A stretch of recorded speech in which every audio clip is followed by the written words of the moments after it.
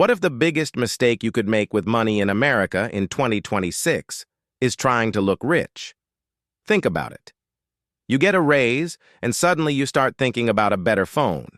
Your income goes up, so your apartment gets more expensive. You start making more money, so you upgrade your car, and somehow, after all those upgrades, you still feel like you're starting from zero. This is one of the strangest things about money. You can earn more and still feel broke. You can own more things and have less freedom. And you can look wealthier while actually moving further away from wealth. But there's a new reality changing the way people build wealth. The old game was simple: work hard, earn more, save some money, invest it, wait. But in 2026, that strategy is no longer enough by itself. Because the world of work is changing, technology is changing, AI is changing, and most importantly, the way valuable skills create income is changing. So if you want to build serious wealth, you need to understand a different rule. And it has almost nothing to do with buying more things. It starts with understanding the difference between income and wealth. Let's imagine two people. Meet Alex and Daniel. They're both 28 years old. They both earn $5,000 a month. At first glance, they look financially identical, but their lives are completely different. Alex gets paid $5,000. He spends $4,700. A new phone here, a nicer apartment there, restaurants every weekend, subscriptions he barely uses. And whenever he gets a bonus, he finds a reason to spend it. Daniel also earns $5,000, but he spends $3,500.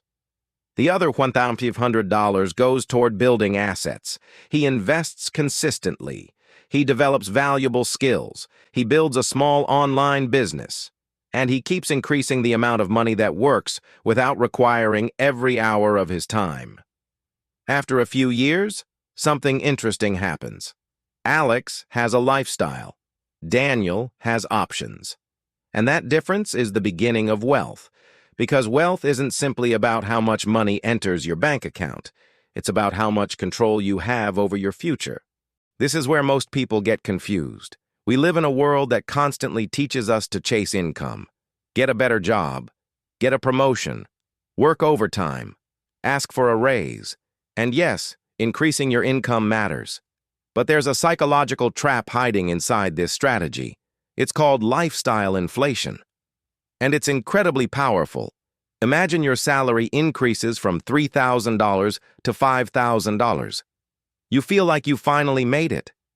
But then your brain quietly adjusts. The $3 coffee becomes normal. The expensive apartment becomes normal. The upgraded phone becomes normal. The weekend trips become normal. And 6 months later, $5,000 feels exactly like $3,000 used to feel. This happens because humans are incredibly good at adapting. We don't just adapt to bad situations, we adapt to good ones too. That new car feels exciting for a while. Then it becomes your normal car. That bigger house feels luxurious. Then it becomes your normal house. The brain keeps moving the finish line. And this creates one of the biggest problems in modern wealth building. You keep increasing your lifestyle faster than you increase your freedom. So what is the new rule? Here it is. Don't use every increase in income to increase your lifestyle. Use part of it to increase your ownership. That's the shift from consumption to ownership, from looking rich to becoming wealthy. Let's say you get a $1,000 monthly raise. The old mindset says, I can afford another $1,000 of lifestyle. The new mindset says, I can use part of this $1,000 to buy more freedom. Maybe you invest $500. Maybe you use $200 to develop a valuable skill. Maybe you keep $200 as cash reserves, and you allow yourself to enjoy the remaining $100. Notice something important. This isn't about living miserably. It's not about never traveling. It's not about refusing to buy anything nice. It's about making sure your lifestyle doesn't consume every dollar your future could use. Because money has two jobs. It can make your present more comfortable, or it can make your future more independent. The smartest people learn how to make it do both. And this becomes even more important in 2026 because another major shift is happening. Your ability to earn is becoming increasingly connected to your ability to create value. If you're enjoying this journey into money, wealth, and financial freedom, make sure to subscribe to Rahat Invests. Here, we break down personal finance, investing, and money psychology into simple ideas you can actually use. So, if you're ready to think smarter about money and build wealth with intention, you're in the right place.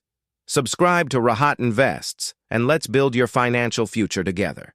Think about the traditional career path. You went to school, you got a degree, you found a job, you climbed the ladder, and eventually, you earned more. That path still exists. But now, technology gives one person something previous. Generations didn't have at the same scale. Leverage.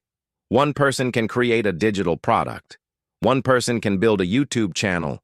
One person can write software. One person can teach thousands of people. One person can use AI tools to dramatically speed up research, writing, design, coding, marketing, and countless other tasks. The important point isn't that AI magically makes everyone rich. It doesn't. The real opportunity is that technology can multiply the output of someone who already has valuable skills.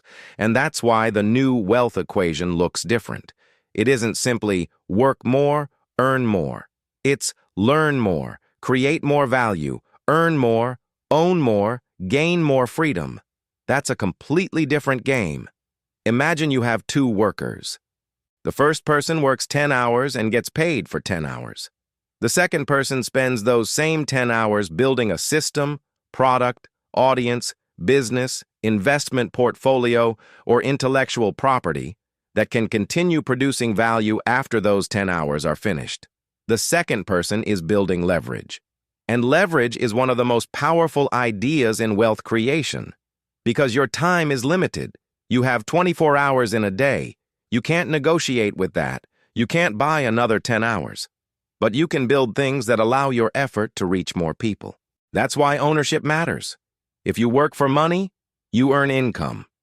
If you own assets that generate value, you build wealth. And the most powerful strategy is learning to combine both.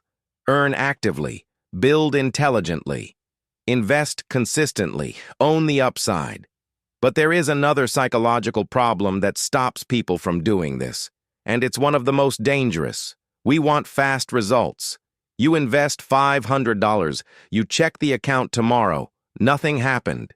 You check next week. Still nothing exciting. So your brain says, this isn't working. You get bored. You stop. Then you see someone online claiming they made $50,000 in a month. Suddenly, slow wealth feels stupid. You want the shortcut. This is where social media can completely distort your perception of money. You're comparing your behind the scenes to somebody else's highlight reel. You see the Lamborghini. You don't see the debt. You see the screenshot. You don't see the risk. You see the successful business. You don't see the failed businesses before it. You see the result, not the years that produced it. Real wealth is often incredibly boring. It's automatic investing. It's spending less than you earn. It's learning useful skills. It's avoiding unnecessary debt. It's building an emergency fund. It's owning productive assets. It's repeating good decisions when nobody is watching. There is no dramatic soundtrack, no viral moment, just consistency. And that's exactly why it works. Because most people don't lose financially because they don't know what to do. They lose because they can't stay consistent long enough for the results to become visible. Think about planting a tree. You don't dig up the seed every morning to check whether it's growing. You water it, you protect it, and you wait. Money works in a similar way. Your first few $1,000s can feel painfully slow. Your first investment account may look insignificant. Your first business may make almost nothing. Your first side income might be $50. But you're not just building money, you're building a machine. And eventually, the machine starts doing more of the work. This leads to perhaps the most important rule of all. Your first goal shouldn't be to look wealthy. Your first goal should be to become difficult to financially destroy. Build an emergency fund. Avoid high-interest consumer debt. Keep your fixed expenses under control. Develop skills that increase your earning power. Invest consistently, and gradually build assets. Because freedom doesn't begin when you become a millionaire. Freedom begins when one unexpected expense no longer destroys your month.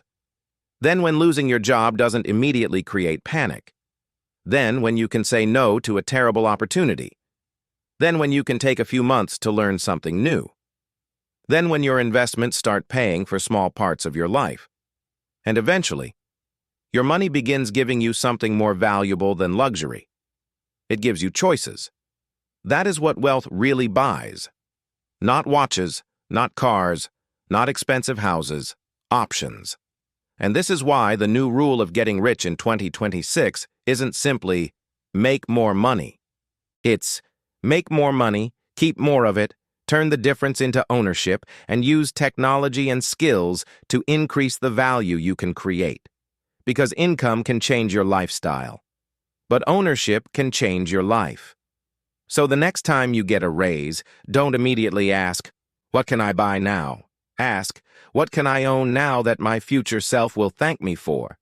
Maybe it's an investment, maybe it's a business, maybe it's a skill, maybe it's a digital asset. Maybe it's simply buying yourself more financial breathing room. The answer will be different for everyone, but the principle is the same. Stop measuring your progress by what you can afford to consume. Start measuring it by what you can afford to own. Because in a world where everyone is trying to look richer, the person quietly building assets may be the one who actually becomes free. And maybe that's the real rule of getting rich in 2026. Don't chase the appearance of wealth. Build the kind of wealth that gives you control over your time, your choices, and your future. Because the ultimate luxury isn't owning more, it's needing less and having more freedom. And once you understand that, the entire money game starts to look different.